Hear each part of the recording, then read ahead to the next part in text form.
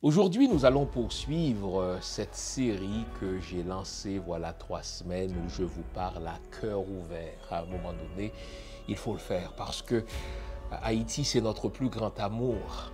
Haïti, c'est notre mère. Cette semaine, une auditrice m'a posé une question tellement simple. Elle m'a demandé, Monsieur Fissémé, est-ce qu'il vous arrive d'être découragé? Je me suis tu quelques secondes parce que je voulais être vrai, je voulais être sincère. Je lui ai dit oui, il m'arrive souvent d'être découragé. Et elle de renchérir, mais qu'est-ce qui vous donne la force de continuer quand même? Là encore, j'ai pris quelques secondes, j'ai dit, vous savez ce qui me permet de recommencer?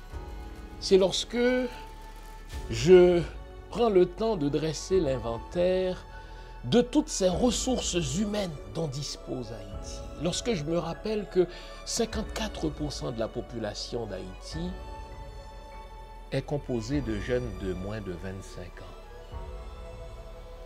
En sorte que mon cœur balance souvent entre espoir et désespoir. Mais quand je me mets à réfléchir, je me dis, il faut que l'espoir l'emporte sur le désespoir. Je vais vous dire sur quoi repose mon espoir d'un avenir brillant pour Haïti. Je vais vous dire sur quoi fonde mon espérance d'un brillant avenir pour Haïti.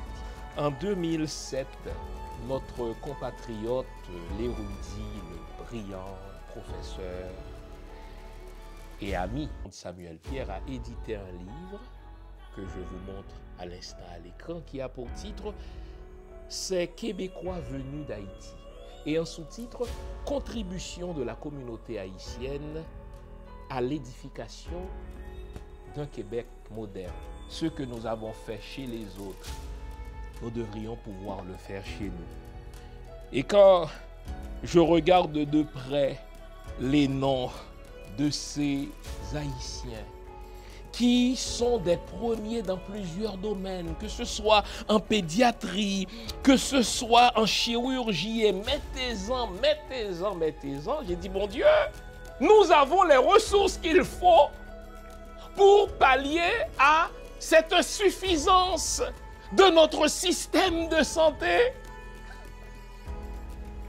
Nous n'aurons pas à faire appel aux Chinois pour nous aider. Nous n'aurons pas à faire appel, n'est-ce pas, à d'autres peuples, aux Japonais pour nous aider, puisque les ressources sont là. Dans le secteur de la culture, oh là là, j'ai déjà lu une statistique qu'Haïti dispose per capita de la population avec le plus grand nombre d'artistes comparé à d'autres peuples. C'est pas compliqué. Vous donnez 2 pierres à un Haïtien, il transforme ces 2 pierres en un instrument de musique. C'est pas compliqué, quel que soit le pays au monde, au Québec en particulier, si vous voulez parler de littérature, il y a des Haïtiens qui s'imposent. Vous ne pouvez pas parler de littérature au Québec. Et c'est la même chose en France. Les prix les plus prestigieux ont été raflés par nos compatriotes haïtiens. C'est la même chose aux États-Unis, mais concentrons-nous au Québec. On ne peut parler de culture au Québec sans citer un certain nombre de noms. Si vous demandez à un Québécois quel est l'écrivain le plus connu au Québec, réflexivement, il va vous dire quoi? Il va vous dire qui? Je vous le donne en mille, Dany Laferrière. Quand il faudra redonner du tonus à la culture haïtienne, ce ne sera pas difficile de faire appel à ces compatriotes-là. Ah, que dire du secteur de la politique, les amis? Ceux qui dirigent. Il fut un temps où pas moins de 13 sous-ministres au Québec étaient des Haïtiens. C'est la même chose pour le secteur des affaires sociales. C'est la même chose pour les affaires. C'est la même chose pour le secteur bancaire. Il en est de même pour le secteur du transport, il faut dire un mot. Les premiers vrais ambassadeurs d'une ville, les premiers vrais ambassadeurs d'un pays, une fois qu'on a passé les douanes, c'est qui? Mais ce sont les chauffeurs de taxi. Et qui dit taxi au Québec dit prioritairement des Haïtiens. et qui sont devenus pour beaucoup d'entre eux, n'est-ce pas, des gens d'affaires solides, mais ce sont les premiers ambassadeurs du Québec, car c'est eux qui vous accueillent, qui, n'est-ce pas, sillonnent la ville avec vous. Cette semaine, j'écoutais, quelqu'un m'a envoyé une entrevue, mais bon Dieu, quelle entrevue édifiante!